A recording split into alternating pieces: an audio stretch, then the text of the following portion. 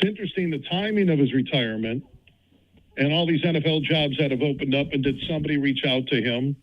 I know he won't replace a friend in Belichick in New England, but the Washington Commanders.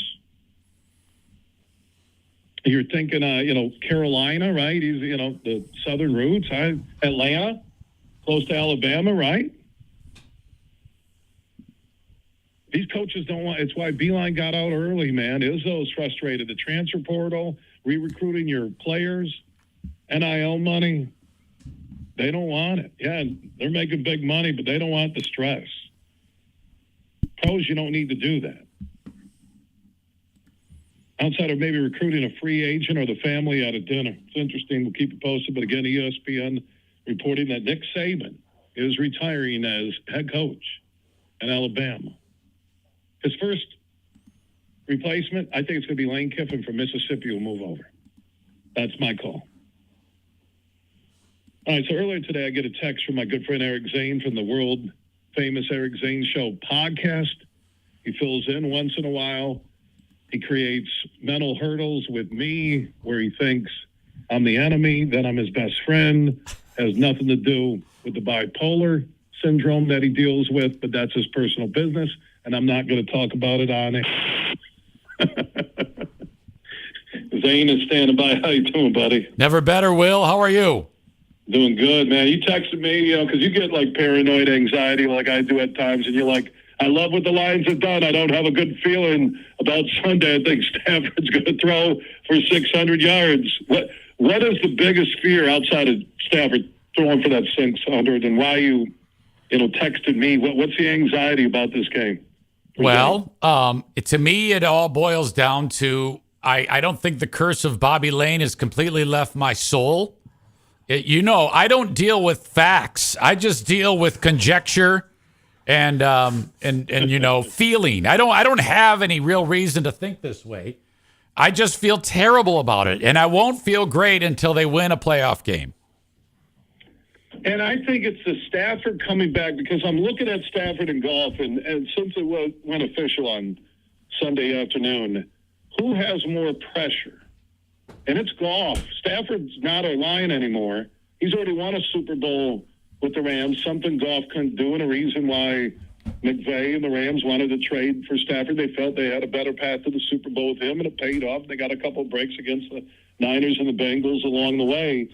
But I think Goff, who they say doesn't strive and live for pressure, I think it's all on him. Absolutely. Which is that's a great point. Matthew Stafford is playing with house money. Don't forget, Everybody buried Matthew Stafford. He doesn't have anything to play for. Well, lo and behold, the Rams go 7-1 to finish the year. You've got a receiving core that matches up really, really fantastically with the Lions, who their defense, let's be honest, they've been up and down. There hasn't been consistency with that unit the whole year.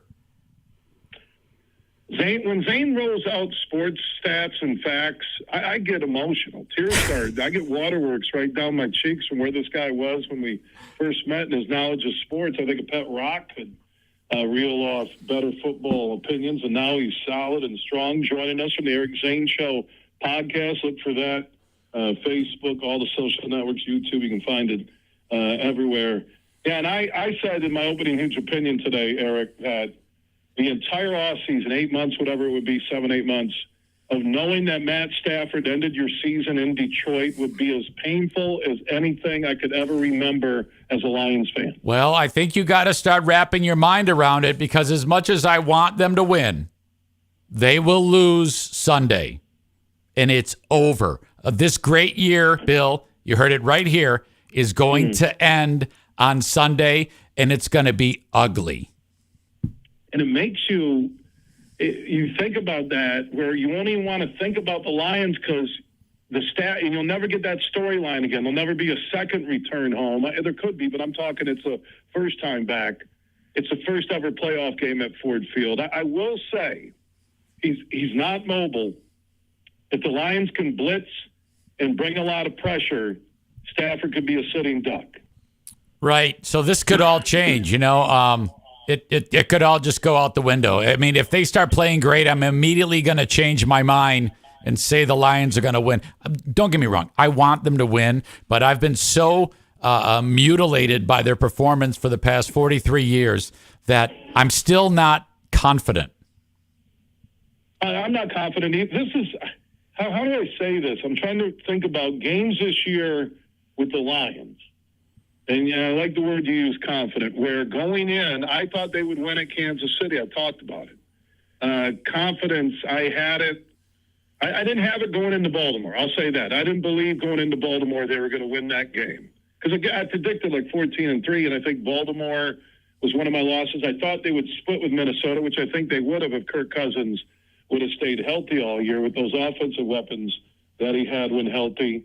Yeah, there's been a couple times that I can say that I haven't been confident. This is the worst feeling I have about the Lions, and it's a home game, and it scares the living daylights out of me. And don't let his demeanor fool you. Matthew Stafford is savage. Remember when he pushed that chick off the stage or whatever it was?